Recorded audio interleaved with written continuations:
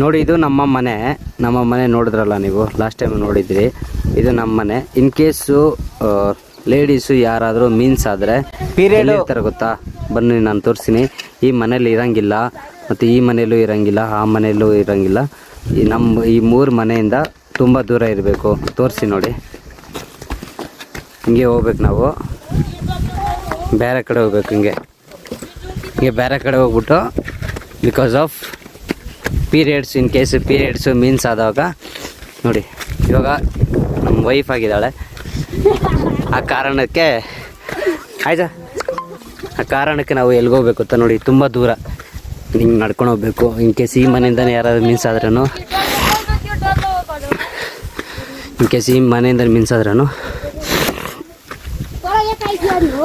ನೋಡಿ, ಇದಕ್ಕೂ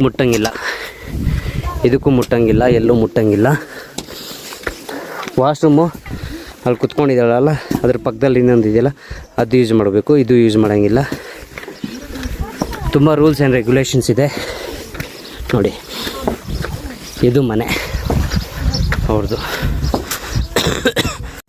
ನೋಡಿ, ಇದು ಮನೆ ಅವ್ರದ್ದು. ಮನೆ ಅನ್ಬೋದು, ಇಲ್ಲಾಂದರೆ ದಾರಿ ಅನ್ಬೋದು, ಏನಾದ್ರು ಅನ್ಬೋದು ನೋಡಿ. ಇದು ಅವರಿರೋ ರೂಮು ಇಷ್ಟಿರುತ್ತೆ. ಬಿಕಾಸ್ ಆಫ್ ಮೀನ್ಸ್ ಆಗಿರೋ ಕಾರಣದಿಂದ ಅವರು ಇದರಲ್ಲಿರಬೇಕು ನೋಡಿ.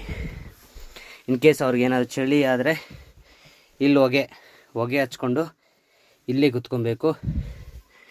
ಎಲ್ಲೂ ಹೋಗಂಗಿಲ್ಲ, ಯಾರಿಗೂ ಟಚ್ ಮಾಡೋಂಗಿಲ್ಲ, ಅವರು ಯಾರಿಗೂ ಮುಟ್ಟಂಗಿಲ್ಲ.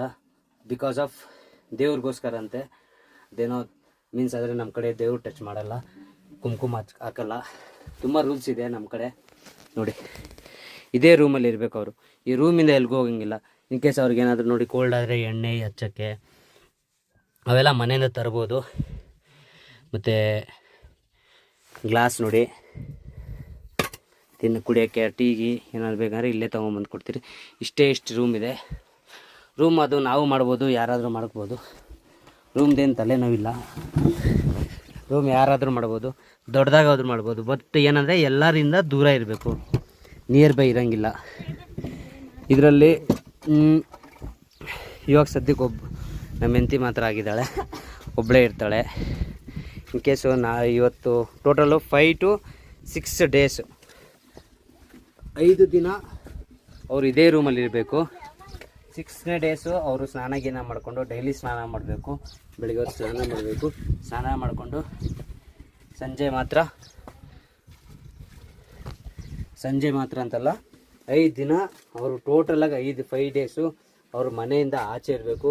ಕಂಪ್ಲೀಟ್ಲಿ ಅವ್ರಿಗೆ ಫುಡ್ಡು ನಮ್ಮ ಕೊಡ್ಬೋದು, ಬಟ್ ಅಂದರೆ ನಾವು ಟಚ್ ಮಾಡೋಂಗಿಲ್ಲ ಅವ್ರಿಗೆ.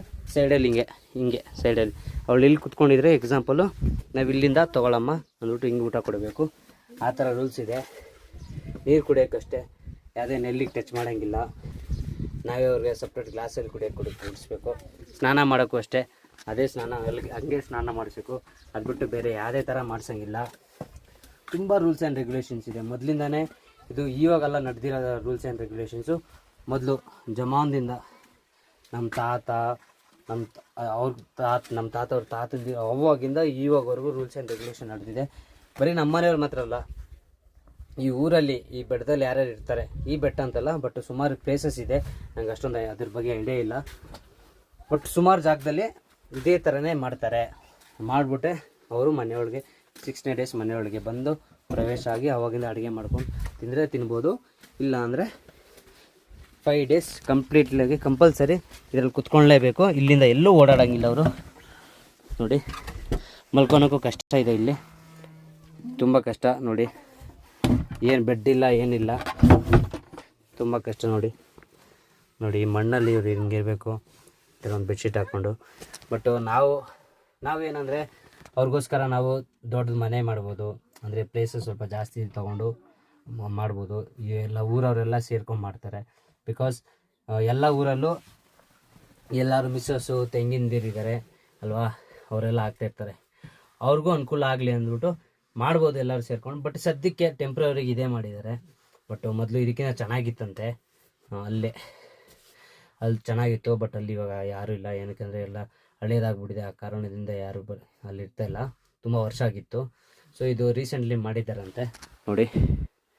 ಅದಕ್ಕೆ ಅಷ್ಟೊಂದು ಗಲೀಜು ಇಲ್ಲ. ಬಟ್ ಸ್ವಲ್ಪ ದಿನದಲ್ಲಿ ಆಗ್ಬೋದು. ಬಟ್ ಇವರಿಗೆಲ್ಲ ಮೊದಲು ಇಲ್ಲಿ ಬೆಡ್ ಇತ್ತಂತೆ, ಒಂದು ಬೆಡ್ ಇತ್ತಂತೆ ಮಲ್ಕೊಳಕ್ಕೆ. ಬಟ್ ಏನು ಅದೇ ಒಬ್ಬರು ಇಬ್ಬರು ಇದ್ದರೆ ಆ ಬೆಡ್ಡಲ್ಲಿ ಅಡ್ಜಸ್ಟ್ ಮಾಡ್ಕೊಂಡು ಮಲ್ಕೊಬೋದು. ಅದೇ 5-6 ಜನ ಒಂದೊಂದು ಸಲ 4 ಜನ 3 ಜನ 5 ಜನ ಆಗಿಬಿಟ್ರೆ ತುಂಬ ಕಷ್ಟ ಆಗ್ಬಿಡುತ್ತೆ. ಬಿಕಾಸ್ ಇಷ್ಟು ಜಾಗ ಇದೆ, ಇಷ್ಟು ಜಾಗದಲ್ಲಿ ಎಷ್ಟು ಜನ ಅಂತ ಮಲ್ಕೊತಾರೆ ಅಲ್ವಾ.